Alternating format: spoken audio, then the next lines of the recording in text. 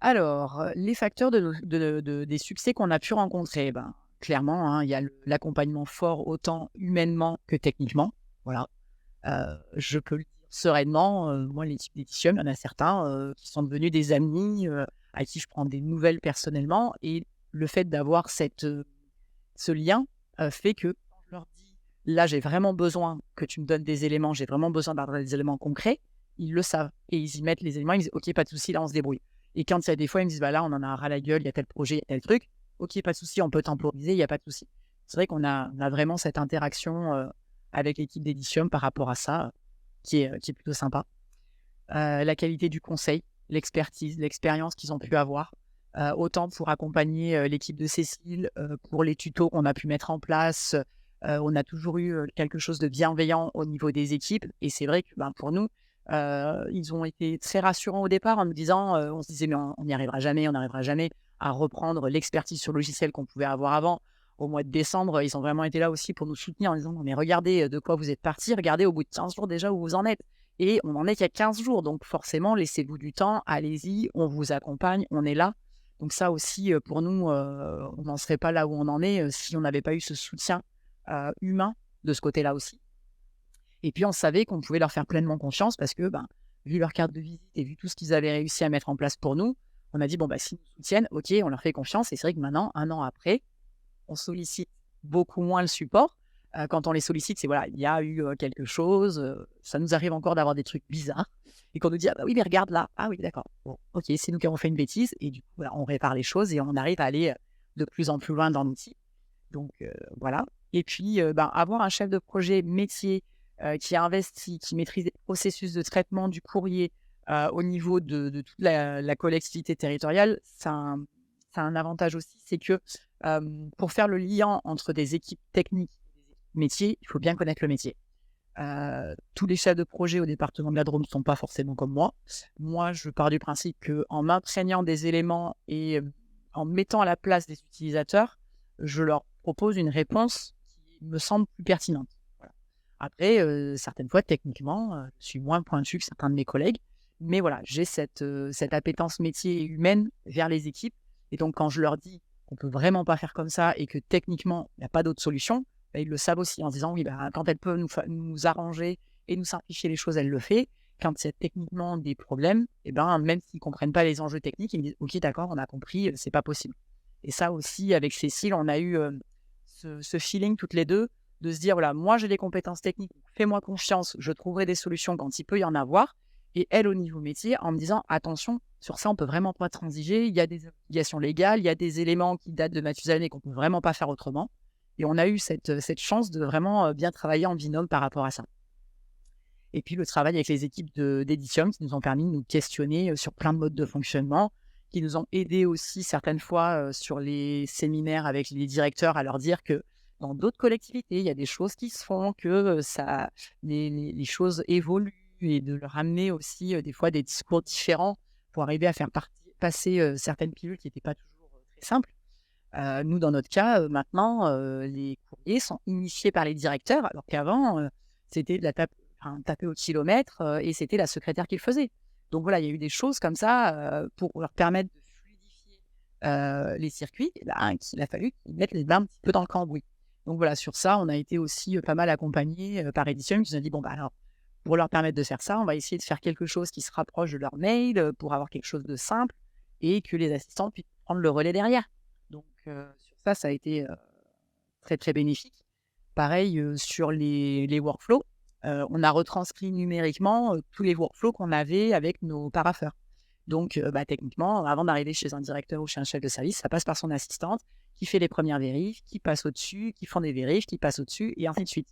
Donc c'est vrai que voilà, sur ça, Guillaume nous a dit: «Bah, si pour l'instant on a besoin de ces étapes intermédiaires et ben, on les met et puis peut-être qu'un jour on s'en abrogera ou pas». Tant que ça fonctionne, on va pas forcément, tout modifier. Mais voilà, on a eu, l'expertise de Guillaume qui nous a dit: «Il y a des moments où il faut savoir lâcher du lest et prendre l'équilibre entre, ce qui existait, ce vers quoi on veut aller et la version, progressive, de ces éléments-là».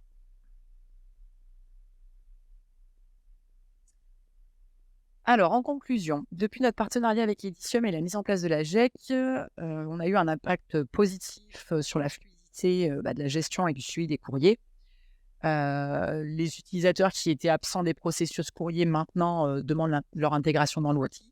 On a toujours certaines brides voilà, qui sont réfractaires ou qui n'y viennent pas, mais ça viendra par la suite parce qu'à force d'entendre les petits copains qui disent «Putain, c'est vachement bien, on peut faire ça, ça, ça».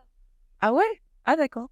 Et là, on le voit sur certaines brides, par exemple, chez nous à l'enfance famille, qui n'utilisaient pas l'outil ou qui n'avaient pas certains éléments qui y étaient, encore la semaine dernière, qui se sont rendus compte qu'elles faisaient des étiquettes papier avec des tableaux Excel.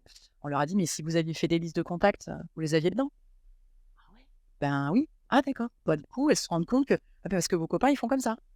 «Ah OK». Voilà. Donc du coup, petit à petit, voilà, ça fait son petit bonhomme de chemin, le petit bouche à oreille au département, fait que, le projet, avance, et croît.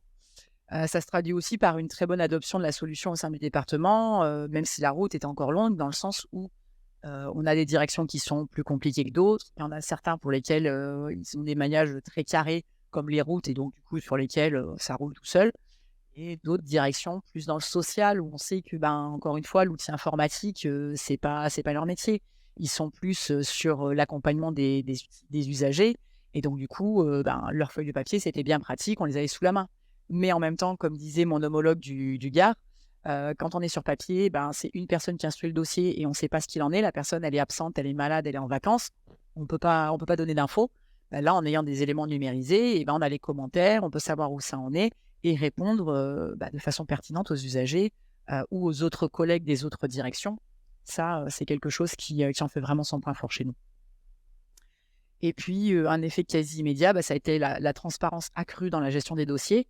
À aujourd'hui, la DGS, nous demande d'avoir une réponse, sous 30 jours. Là, du coup, on a des états tous les mois qui sortent avec tous les courriers qui ne sont pas répondus dans les délais.